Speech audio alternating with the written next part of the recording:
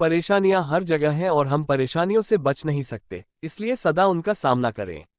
गौतम बुद्ध परेशानियों से डरे नहीं, उनका सामना करें। गौतम बुद्ध कौशाम्बी नगर में रह रहे थे।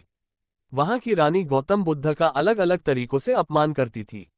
रानी ने अपने कुछ लोग बुद्ध को अपमानित करने के लिए और परेशान करने के लिए उनके पीछे लगा दिए थे।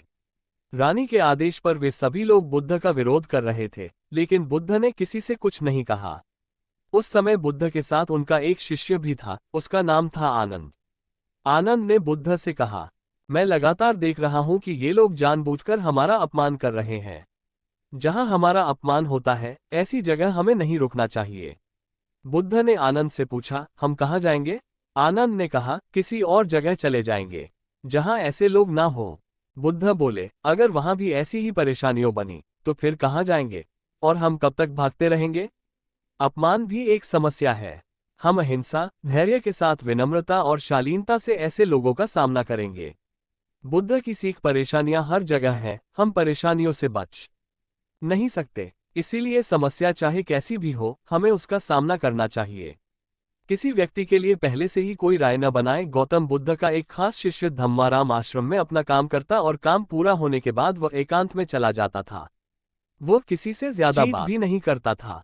जब धम्माराम एकांत में ज्यादा रहने लगा तो अन्य शिष्यों को लगा कि इसे घमंड हो गया है।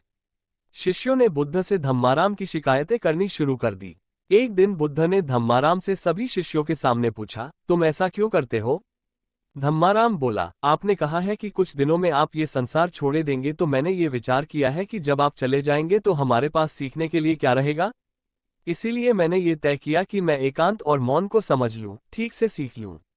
ये दो काम आपके जीते जी मैं करना चाहता हूं। बुद्ध ने अन्य शिष्यों से कहा, तुम सभी ने देखा कुछ और समझा कुछ। तुम्हारी आदत है कि तुम दूसरों की बुराई करते हो, इसीलिए तुम सभी ने धम्माराम की अच्छी बात को भी गलत रूप में लिया। बुद्ध की सीख हमें किसी व्यक्ति को ठीक से जाने बिन उसके बारे में कोई राय नहीं बनानी चाहिए। अगर कोई अच्छी बात सीखना चाहते हैं तो घमंड छोड़ दें। एक दिन बुद्ध के शिष्य आनंद ने पूछा, आप प्रवचन देते समय ऊंचे स्थान पर बैठते हैं और सुनने वाले नीचे बैठते हैं, ऐसा क्यों? बुद्ध ने आनंद से कहा, एक बात बताओ, क्या तुमने कभी किसी झरने से पानी पिया है? आनंद बोला, हाँ, मैंने झरने से पानी पिया है। बुद्ध ने पूछा, तुमने पानी कैसे पिया? आनंद ने कहा, झरना ऊपर से बह रहा था, मैं झरने के नीचे खड़ा हो गया और पानी पी लिया। बुद्ध बोले, अगर झरने से पानी पीना है तो नीचे ही खड़े होना पड़ेगा। जो सत्संग, कथा या प्रवचन होता है, उसमें कहने वाला ऊपर बैठता है। उस कथा का संदेश ग्रहण करना है तो सुनने वाले को नीचे ही बैठना होगा। नीचे बैठने से हमारे स्वभाव में विनम्रता आती है, हमें अच्छी बातों को जीवन में उतारने की प्रेरणा मिलती है। ऐसा करने से हमारा घमंड दूर होता है। बुद्ध की सीख, अगर कोई अच्छी बात सीखना चाहते हैं तो सबसे पहले अहंकार छोड़ देना चाहिए। इसके बाद विनम्रता के साथ ही अच्छी बातों को जीवन में उतारा जा सकता है। धन्यवाद।